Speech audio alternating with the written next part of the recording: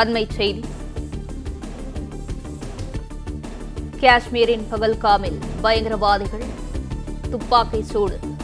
சுற்றுலா பயணிகளை குறிவைத்து பயங்கரவாதிகள் தாக்குதல் நடத்தியதாக தகவல் வெளியாகியுள்ளது. இது குறித்தான முழு விவரங்களோடு இணைகிறார் செய்தியாளர் ராஜகுமரன். விவரங்களை வழங்கலாம். காஷ்மீரில் கடந்த சில ஆண்டுகளில் இல்லாத அளவிற்கு மிக கொடூரமான ஒரு தாக்குதலை தீவிரவாத குழு நடத்தி முடித்திருக்கின்றது. காஷ்மீரின் மிக முக்கியமான சுற்றுலா தலமான புல்வெளி நிறைந்த பகுதியாக இருக்கக்கூடிய குதிரை சவாரி உள்ளிட்டவற்றில் சுற்றுலா பயணிகள் ஈடுபடக்கூடிய பகல்காம் என்கின்ற பகுதியில் இன்று நடத்தப்பட்ட இந்த தாக்குதலில் இதுவரை 25 பேர் வரை கொல்லப்பட்டிருப்பதாக தகவல் கிடைத்திருக்கின்றது.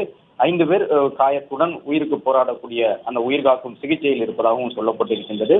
முழுக்க முழுக்க காஷ்மீர் மாநிலத்திற்கு வரக்கூடிய சுற்றுலா பயணிகளுக்கு ஒரு பயத்தை ஏற்படுத்த வேண்டும் என்ற நோக்கத்திலேயே இந்த கொடூரமான தாக்குதலை தீவிரவாதிகள் நடத்தி இருக்கின்றார்கள் என்பது தற்போது தெரிய வந்திருக்கக்கூடிய சூழ்நிலையில் இன்னும் அதிகாரப்பூர்வமாக எந்த தீவிரவாத குழு இந்த தாக்குதல் சம்பவத்தில் ஈடுபட்டது என்பது தொடர்பாக தெரியவில்லை.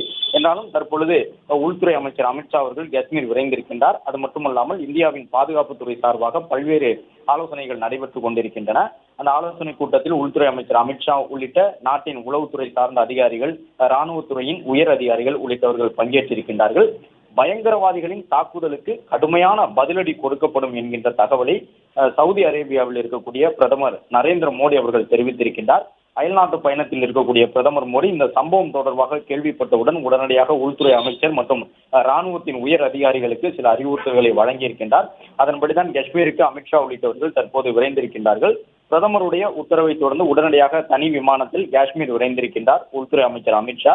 அது மட்டுமல்லாமல் ராணுவத்தின் வடக்கு மண்டல தளபதி உள்ளிட்ட பல்வேறு உயர் அதிகாரிகளும் தற்பொழுது காஷ்மீரில் அந்த தாக்குதல் சம்பவம் நடைபெற்ற பகல்காம் என்கின்ற குறிப்பிட்ட அந்த பள்ளத்தாக்கு பகுதியிலே ஒன்று கூடியிருக்கின்றார்கள். மேலும் இந்த பகல்காம் பகுதி மட்டுமல்லாமல் காஷ்மீர் முழுவதும் தேடுதல் வேட்டை தீவிரப்படுத்தப்பட்டிருக்கின்றது. உளவுத்துறை தகவல் அடிப்படையிலே யாரெல்லாம் இந்த தீவிரவாத சம்பவத்தில் ஈடுபட்டிருக்க வாய்ப்பு இருக்கின்றது என்று கண்டறிந்து அவர்களை உடனுக்குடன் கைது செய்வதற்கான நடவடிக்கையை தற்பொழுது அங்கிருக்கக்கூடிய காஷ்மீர் காவல்துறை முடுக்கிவிட்டிருக்கின்றது. மாநிலத்தினுடைய முதலமைச்சரும் தெரிவித்திருக்கின்றார் 25 பேர் வரை கொல்லப்பட்டிருப்பதாக தற்போது தகவல் கிடைத்திருப்பதாகவும் இந்த உயிரிழப்பு எண்ணிக்கை அதிகரிக்கக்கூடும் என்கின்ற ஒரு அச்சத்தையும் அந்த மாநிலத்தினுடைய அரசு வெளியிட்டிருக்கின்றது.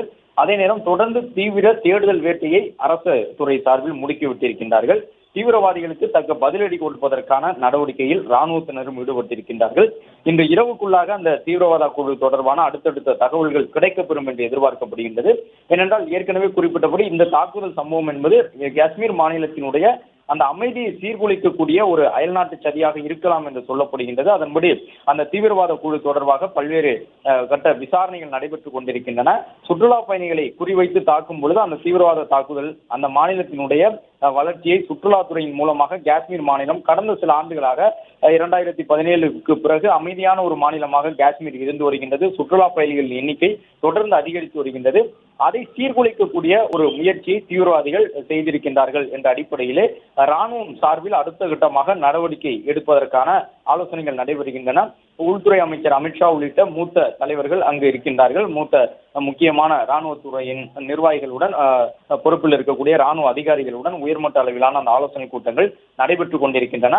தீவிரமான தேடுதல் வேட்டையும் காஷ்மீர் மாநிலம் முழுவதும் நடந்து கொண்டிருக்கின்றது. மேலும் காஷ்மீர் எல்லையில் இருக்கக்கூடிய ராணுவ வீரர்களும் தற்பொழுது உஷாராக தயார் நிலையில் வைக்கப்பட்டிருக்கின்றார்கள். எல்லை தாண்டி ஏதேனும் சதி செயல்களில் ஈடுபடுவதற்கான முயற்சிகள் நடைபெறக்கூடுமா என்ற அடிப்படையில் உளவுத்துறையினரின் எச்சரிக்கை அறிவுறுத்தல் அடிப்படையில் காஷ்மீர் உள்ளிட்ட எல்லைப்புற மாநிலங்களில் இருக்கக்கூடிய பாதுகாப்பு படை வீரர்களும் தற்பொழுது தயார் நிலையில் இருக்கின்றார்கள். மேலும் காஷ்மீர் மாநிலம் முழுவதும் பல்வேறு அந்த மாநிலத்தினுடைய காவல்துறை அமைப்பு மட்டுமல்லாமல் எல்லை பாதுகாப்பு படை வீரர்கள், ராணுவத்தை சார்ந்த பல்வேறு குழுவினரும் தற்பொழுது தீவிர தேடுதல் வேட்டையில் ஈடுபட்டிருக்கின்றார்கள்.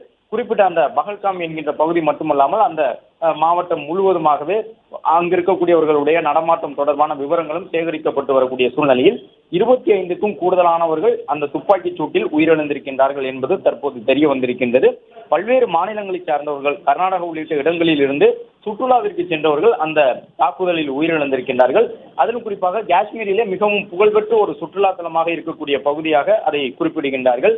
அங்கு பள்ளத்தாக்கு பகுதி இருக்கின்றது, புல்வெளி இருக்கின்றது, குதிரை சவாரி செல்ல முடியும் என்றெல்லாம் சொல்லப்பட்டிருக்கக்கூடிய நிலையில் அதை குறிவைத்து இந்த தாக்குதல் நடந்துள்ளது. விரிவான விவரங்களை வழங்கியமைக்கு நன்றி ராஜகுமரன். பிளே ஸ்டோர் மற்றும் ஆப் ஸ்டோரில் இருந்து பாலிமர் செயலியை QR கோடு மூலம் பதிவிறக்கம் செய்யுங்கள். செய்திகளை உடனுக்குடன் பெறுங்கள்.